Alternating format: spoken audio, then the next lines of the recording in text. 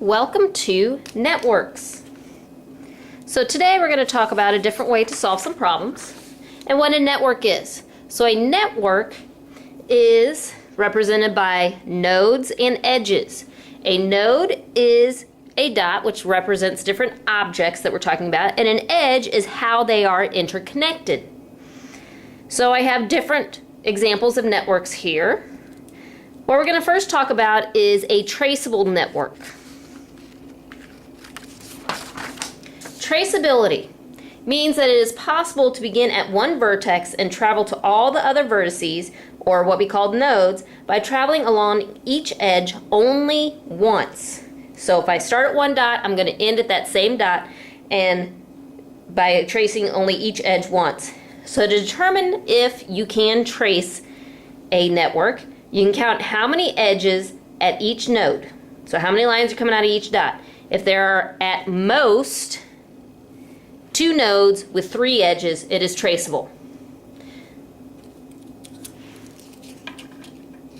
So we're going to take a look at a couple of different networks here. So these are all going to represent nodes. So the easiest thing to do is label at each node how many edges are going through it. So if I start with the one on top, I see 2 lines coming out of it, so there's 2 edges. At this dot I see 1, 2, 3. This dot I see 1, 2, 3. This one I see 2, and this one I see 2. So the rule was, if there are at most 2 nodes with 3 edges, it is traceable. So I do have exactly 2 nodes that have 3 edges, so yes, this is traceable.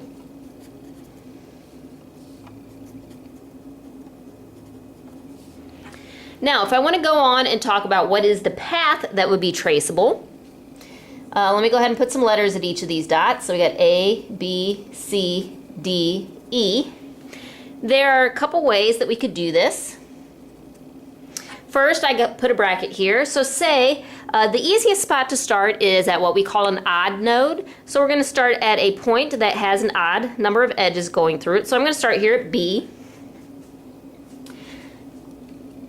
And so I can go from B to C to D, so B, C to D, and then I can go down to E, over to A, back up to B, and over to D. Now traceability does not necessarily mean that you start at one dot and end at that same dot. It just means I can go all the way around this house without picking up my pencil. And I could, and this is one path. I could have also started at D and gone around a different way. So this is traceable. So let's look at this next network. Let me label those as well. A, B, C, D, E.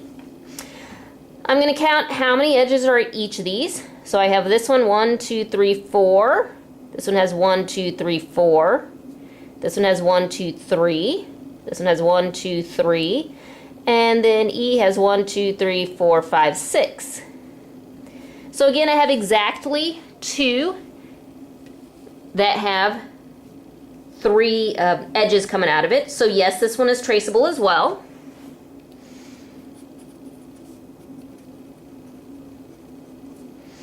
So I could take a look at this, and again, as I said, the easiest place to start is at one of the dots that it has an odd node or has an odd number of edges going through it. So I could start at C or D. Let me just go ahead and start at D down here. So D, I could do to E to A, and then up to B, down to E, up to C, down to D. Then I can go around to E, around to A, back up to B, and then over to C. And then I traced it all, technically without picking up my pencil. So that's what it means to be traceable. Now the next thing that a network is useful for is determining if I want all of these different objects or nodes interconnected, how many different edges would I need? How many different lines do I need to connect this thing? So kind of like electricity, how things are hardwired together. How many wires would I need to connect everything? So to determine how many edges need to connect all nodes, we use the following formula in times n minus 1 all divided by 2. So you could do n minus 1 all divided by 2, where n is your number of nodes, or in this case, number of objects. So n equals number of objects. So we're going to try a problem that has to do with that. You are scheduling a softball tournament for 9 teams. Each team is scheduled to play every other team exactly once. Use a network to model the situation. How many games of softball will be played? So in this case, the object we're talking about is softball games. So it says we have 9 teams.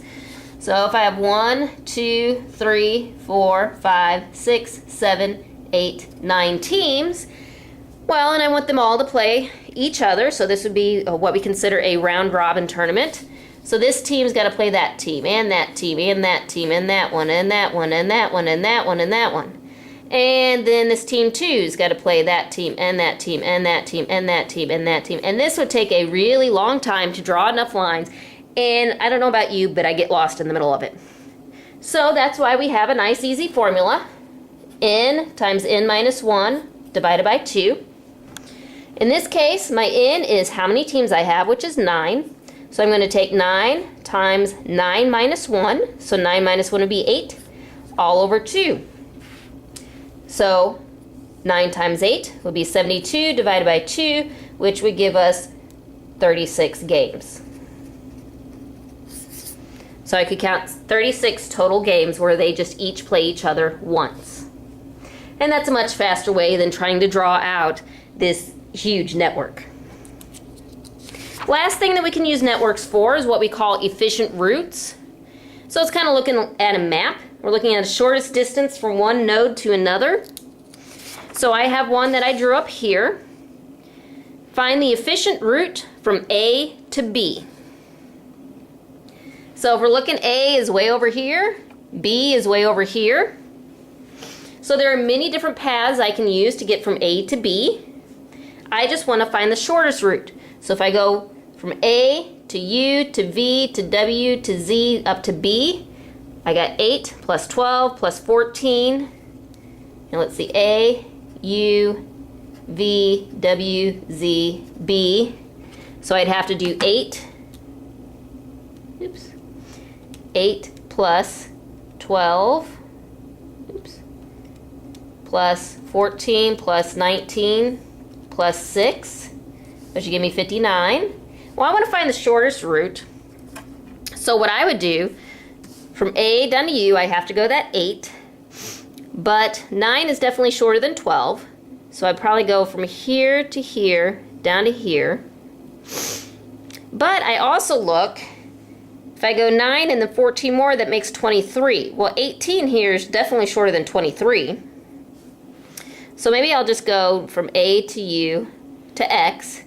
Well, here I got a 5 here, and then a 17. So 5 plus 17 is definitely shorter than 7 plus 19. And then up to 6. So let's see if that's shorter. So I went from A to U